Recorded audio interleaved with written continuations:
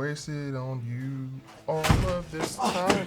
Jason, clap it in the fan out there. Okay. People are on the streets. I think they're about to just declare martial law. Okay. Got my pistol. We gotta get out of here. Okay, I got something a little bit better than that. Let's talk. Grab this rifle right here. Do you think I need more? Absolutely. Let's talk about that. Top 5 SHTF rifles and why we chose them. All right.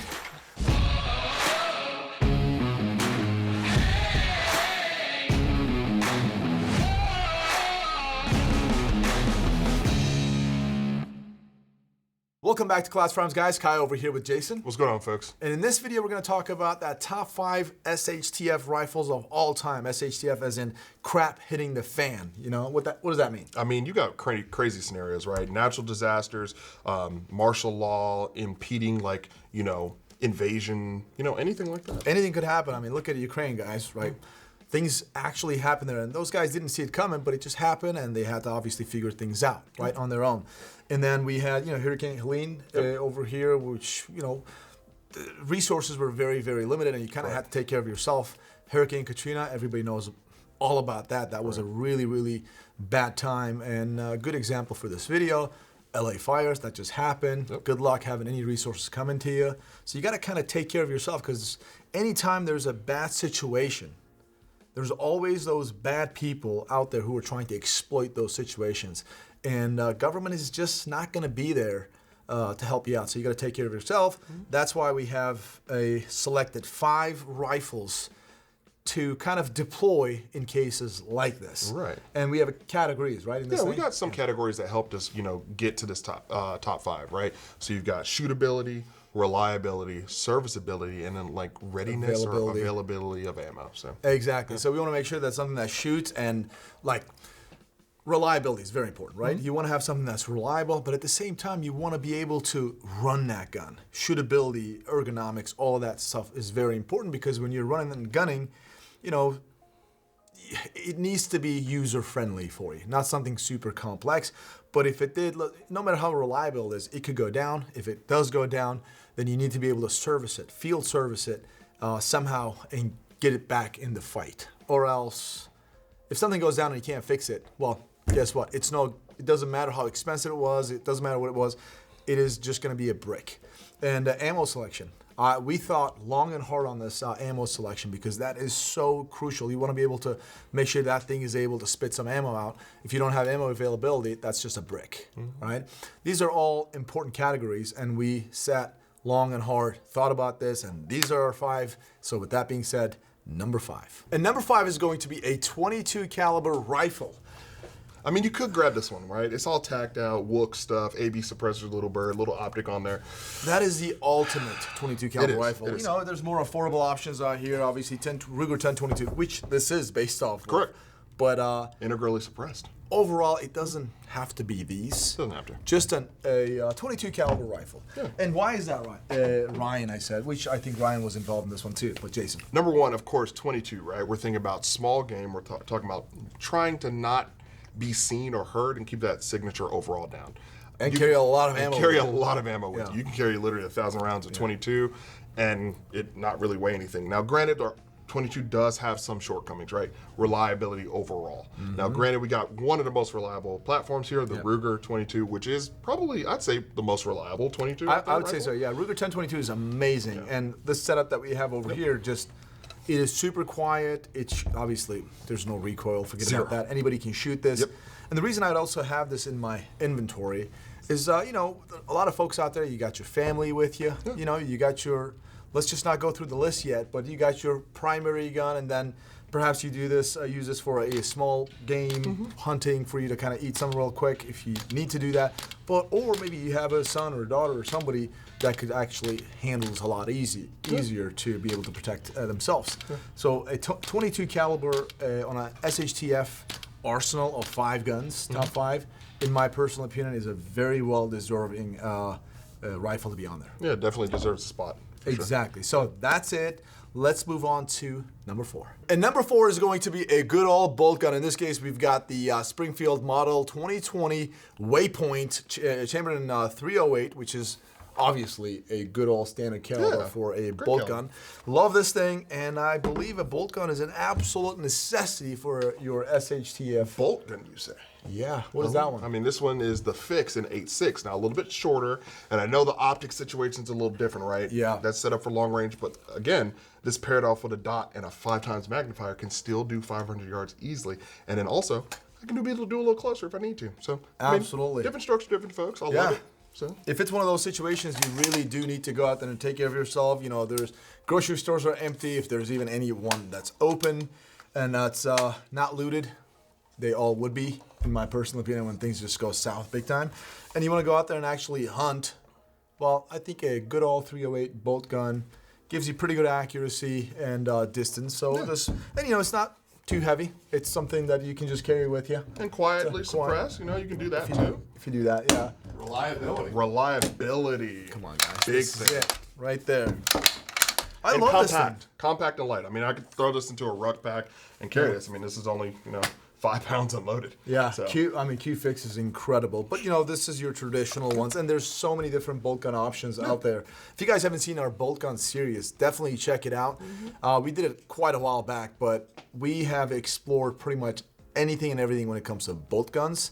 We learned a lot, and our friend Josh Kent, he's obviously a military sniper and President's 100, 21st place. The guy's incredible, gave us a lot of good, viable information when it comes to bolt guns and PRS stuff. So definitely check it out if you're interested. Anyways, this is our number 4. Let us know your thoughts in the comment section, and let's move on to number 3. And number 3, you guessed it right, a good old battle rifle, AR-10 specifically. yeah. Oh, what do you got there? And I got the Stag AR-10, Do you know what I got here? SR-25. SR-25, nice armaments. But yeah, let's talk about that because that's going to be more realistic for a lot of folks, including myself. Yeah, so I mean, again, it hits that budget point. I mean, it's got everything that what it needs to, and of course the AR-10, right? It not being a true, or the AR-10 not having a true mil spec, right? So That's the there's second variances all around. LR-308, AR-10, high profile, low profile. I mean, there's so many things. Now, granted, there are a lot of parts available, but you're really gonna have to really take your time to see what look, works. Exactly. Right, so. And this is number 3 for us. Now, there are obviously, in the tactical world, right, there's always this give and take. Correct. Right? You've got to sacrifice something to gain something. And obviously, a 308 is a fantastic NATO cartridge. It's still out there just kicking ass. And you can just reach out distances, and it's pretty accurate for what it is. And obviously, Effective. terminal effects is very, very good. Correct. Go through some intermediate barriers, some body armors, and still take down some your targets, right? But the downsides, obviously, weight. It's just heavy. The ammo availability wise, I mean, there's still there's abundance of them out there, but you're gonna have less capacity, Right. all of that stuff. Yeah. So because of some of the downsides, when compared to the upsides, we decided to put it at number 3. Now, why did we pick this over a bolt-action rifle? Now, bolt-action rifle, as we talked about, they're upsides, right? There's also downsides. This is more of an offensive weapon system. So you can actually hunt with this all day long. You still got that 308 cartridge or 72x51, but at the same time, you can just deliver multiple shots very fast, accurately, right? What do you think? Yeah, absolutely. So it packs that punch, and you can send more of that punch at it. Yeah, without a doubt, when you actually put this head-to-head against a bolt gun and you have an SHTF situation, in my opinion, AR-10 just overall definitely above a bolt gun. So that's it. Let us know your thoughts, and let's move on to number 2. And number 2 is going to be obviously a friggin' shotgun. I'm just saying, I got my Dominic Toretto over here with this Mossberg 590S. I got my Remington 870, obviously the OG, equipped with the Wux Gladiatoria. Yeah. This is freaking incredible. I love this thing. I mean, check it out, guys. This is just a little... It's a work of art for sure. I love this thing. But anyways, shotgun. Why shotgun, dude? So it's very versatile, right? And you think about manual of arms, this thing is going to literally go off when you tell it to and exactly when it needs to. Any shells, Any whatever shells, you bird want. shot, Yeah. buckshot, rifled slugs, throw some mini shells in there if you have the adapter to. Yeah.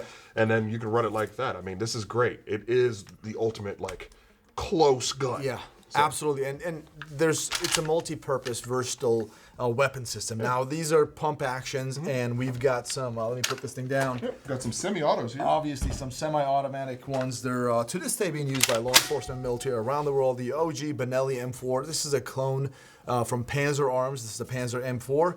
which is fantastic for the value. This is incredible. That is. And Got what is the that? Beretta 1301, fastest shotgun, in my opinion, out there. And this thing just absolutely is a tack driver. I mean, optics rail, semi-auto, plenty of grip texture up front, QD points all over.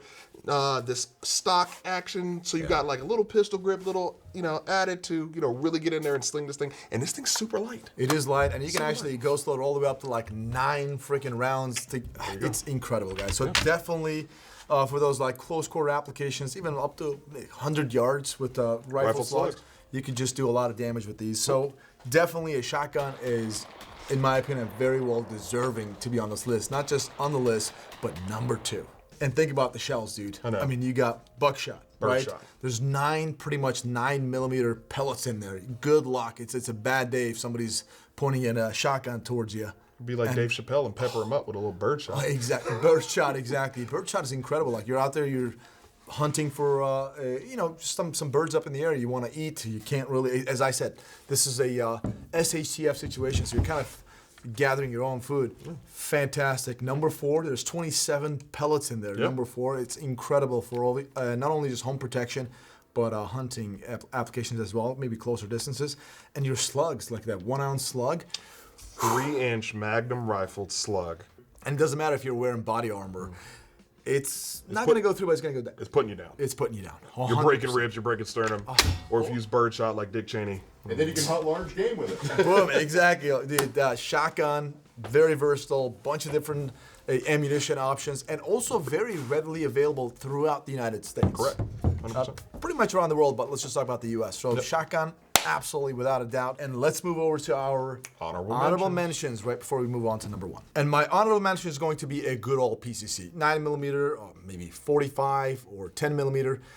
Good old pistol caliber carbine, I think, is incredibly important. Yeah. Because you got a lot of abundance of ammunition out there. 9mm, let's just say, right? In this case, we got the Aero Precision, and also, obviously, CZ's Scorpion, right? These guys are incredibly popular, and they're very affordable. They spit 9mm out there, some of them 10mm, 45. But, man, they're fun to shoot and extremely effective when it comes to personal protection. Oh, there you go. Well, since you're talking about yours, I'm talking about mine. Yep. It's got to be any AK variant, right? I love it. AKs are plentiful. I mean, they are one of the most popular firearms in the world, especially, that's just what it is. Yeah. Now, granted, on American soil, will you find parts that are easily available to that? You might, possibly. Yeah, you'll still find it. I mean, it's a very good choice. Yeah, absolutely. Have an AK, definitely. Yeah, in this case, I've got the Zastava, ZPAP 92. This thing's amazing. It gives Krinkov vibes, but without it being 5.56. But you get it. I mean, we're talking about SHTF situation. Yeah. Like crap hits the fan. Yeah. Well, this thing right here, an AK platform, it's gonna run around the world right now. Whenever there's a SHTF situation, people deploy AK-47s. Yeah, absolutely. To this day. So it's proven itself in the SHTF situations many, many times over. Now, granted, is it the ultimate bad guy looking gun? Yeah, we get it. Is. But it packs a punch. And I get it, right? People are going to be like, oh, I can't believe that's not on the list. I get it. But we're talking about here. Here on American soil. If this was any other country we were talking about, this would actually be probably number 1. And I will also highlight something else. Yep. It's me and Jason. Yeah. I personally, I'll be the first one to tell you, I'm not all that trained with the AK platform. And if I'm actually making a list of 5 guns that I just throw in my cache and walk out of here, I don't have an AK in there on the main 5 list. And not because the gun is not worthy of it. I don't know how to run an AK as well as I do on an AR platform, right? I'm very well trained with the AR platform, not the AK platform. That's why. That's my reasoning. What is yours? Mine is because it packs a punch, it's small, it's compact. No, why is it not on the main list? Because it's not on the main list because, again, due to where we are and what's even more readily available. Exactly. I mean, that's just what it is. If the piston breaks in this, I'm going to have a hard time kind of trying to find a good part to it. If a gas tube breaks in an AR-15, I can find that easy. Exactly.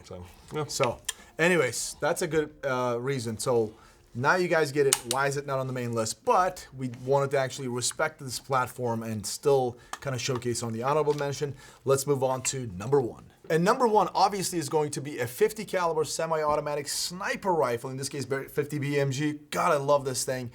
What are you going to do when a vehicle is coming at you with a bunch of hostiles or whatever, or a bunch of moose coming at you, if you live in Canada or somewhere up north, and you got to take them all out? Well, guess what?